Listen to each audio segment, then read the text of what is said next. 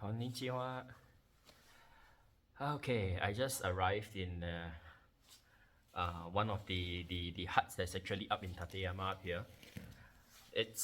It wasn't easy because literally like what I mentioned before, Tateyama is actually an entire area which consists of the mountains, the ponds, and of course all the onsens in this volcanic area that's together as well. Let me just roughly show you how it looks like on the picture, but honestly speaking, it's not that accurate because it doesn't show the ups and downs. It only shows like one flat piece ahead. So yeah, this is roughly how it looks like on the map.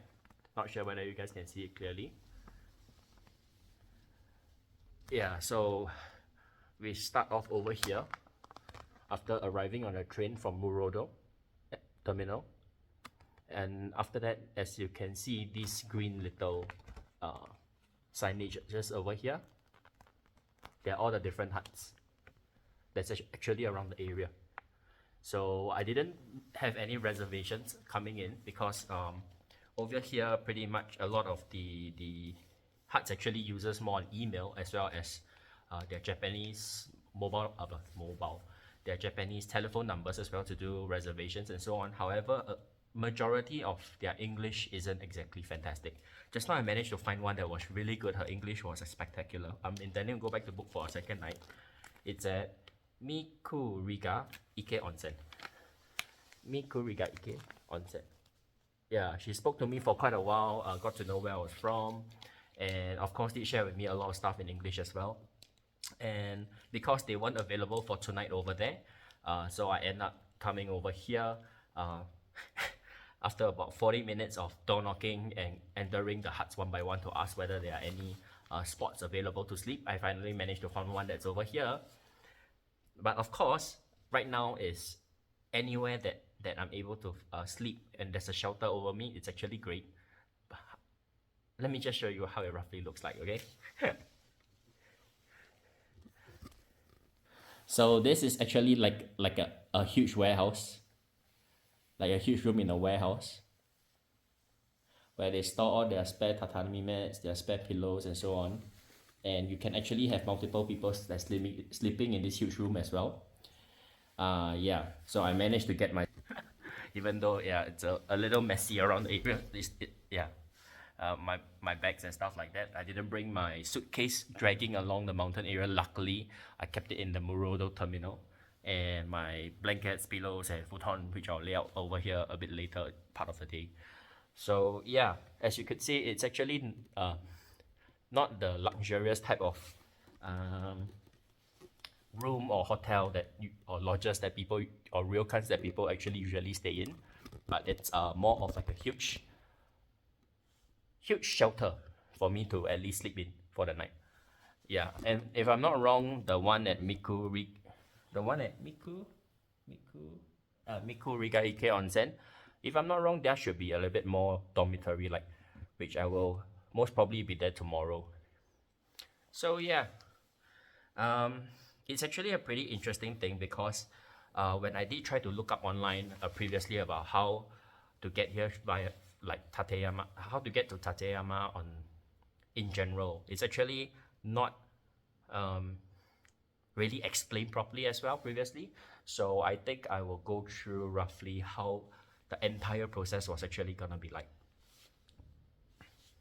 So it first started off from the Toyama terminal. Sorry, I never prepared any script, so I'm just yeah, winging it over here. So it started off at Toyama terminal, which is back in Toyama, obviously. And from Toyama, there's actually an old train station that's actually still running as well. And from there, you will purchase your tickets.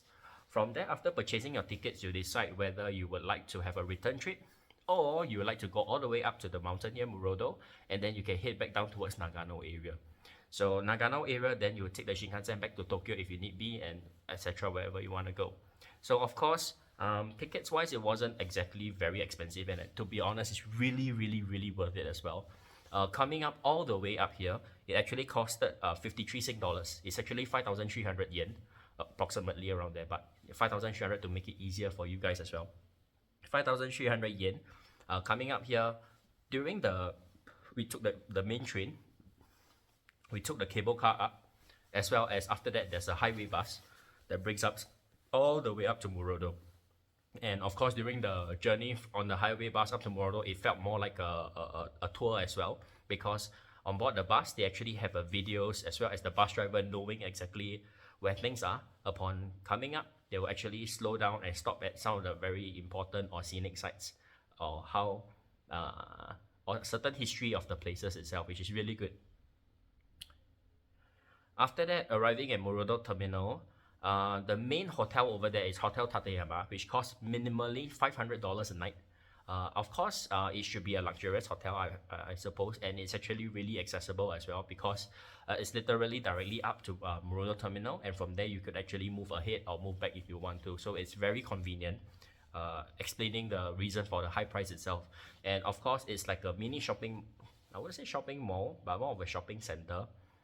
They do have the restaurants, they do have souvenir stores, the omiyage, there are cafes over there as well. So you can actually, yeah, you can actually shop there, you could actually eat there and everything over there as well. So yeah, 500, if you're willing to spend the $500 per night, then yeah, by all means go ahead. If not, if let's say you are coming up to Tateyama, you're intending to see the night sky, you want to maybe spend 1, 2, or even 3 nights over here, it's literally climbing or hiking the entire time, yeah, including moving from one place to the other, which I would think I will show it on my story or another time. But yeah, this other than that, coming up over here, anything else I would like to add? Yes, like what I mentioned, it wasn't that simple on the reservation of the huts. Of course, they did on trip.com. I actually used the app quite a fair bit. Trip.com itself actually had these huts beforehand, but it's because I had never been here before. I do not know what to expect, so I didn't actually book online. I wanted to try by taking a risk, coming up here and actually asking directly, finding out exactly what it takes to move on from one place to another, to book a place to stay, to how everything looks like over here. So I think this would help any individuals that like me decide to come up solo to Tateyama. Let me see. I don't think there's any more to add, except of course watching the entire area how it looks like. Oh yes, very importantly, please do not underestimate the area, flat walking area, because it's actually like huge granite rocks that's actually like overlapping here and there. So please make sure that you have proper hiking shoes. Yeah, it's gonna help your ankles a lot. It's a good thing that the first thing that when I arrived in Japan, I went up to Mount Fuji first, and I made the mistake of bullet climbing by rushing all the way up and rushing all the way down.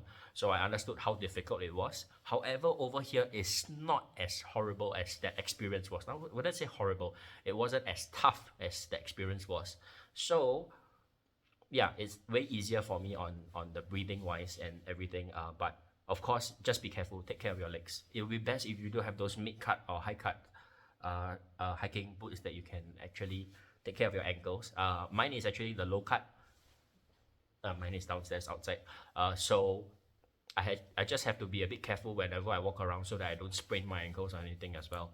And I was actually I already experienced Mount Fuji, so it wasn't that bad over here. Of course, going up the peaks of the mountains might be different, so I'll have to experience it for myself. Probably another video story or whatever it is. Yeah. Anything else that I might have missed out? Let me take a look at the map again. Yeah, pretty much it. I think you just gotta see the place for yourself, to be honest. I think I'm gonna have a good time over here. Yeah, think that's enough. I hope this video helps really for anybody that's coming up over here. Here the Japanese locals, obviously they are able to do their bookings, they are able to speak to each other easily and so on. So it's actually full of Japanese people around. Of course, I do hear some Cantonese around as well, people from Hong Kong or Taiwan coming over, but it's not a huge group. And even if they actually came in a tour, and they're here for like a day tour. However, the people that's staying over here in the huts in the onsen areas, they're literally all Japanese. So until now, there was that one and only one that actually spoke in English to me. Yeah, other than that, even for this Raichozawa, this place that I'm currently in at the moment, they're really very nice people. Of course, they're making full use of this area in actually accommodate people that actually didn't know how to book and stuff for them to stay as well. So, yeah, I think this is gonna be a really good experience for me because they're all locals here. They couldn't speak a little bit of English at all. So yeah, it's a good thing that I did take up Japanese lessons for this kind of situations. So yeah, I hope this video definitely helps, and I'll do my best to see what I could, yeah, share the experience. Goodbye.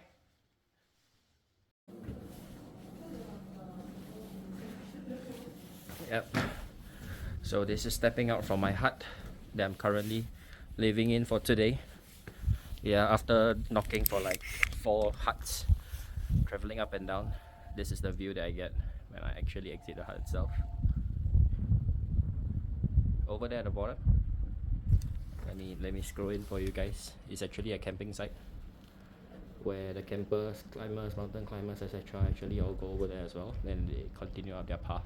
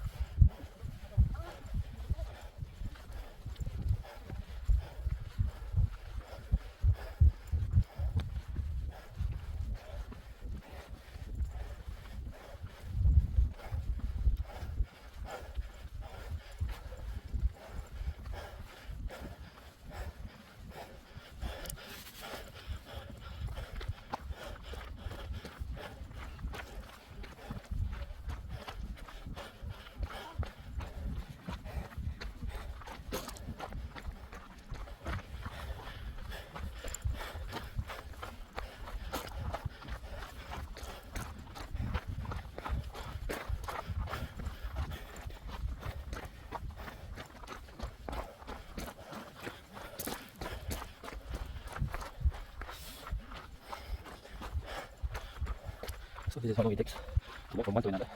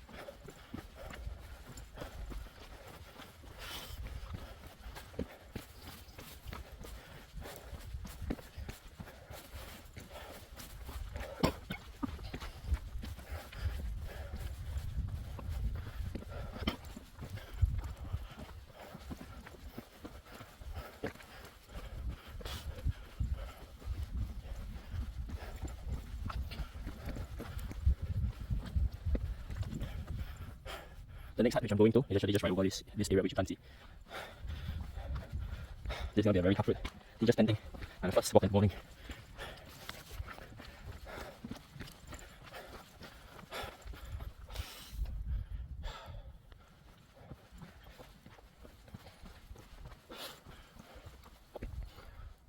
Good thing that there's a view.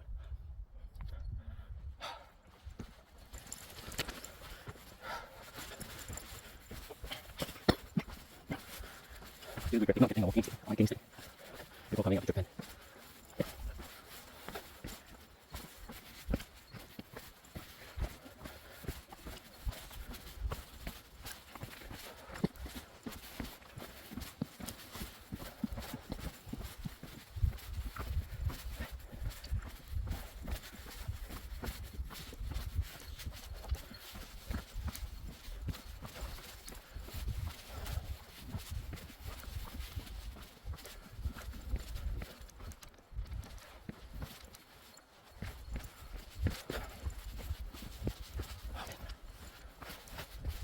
Yeah, seriously, you are climbing this every single day, to and fro.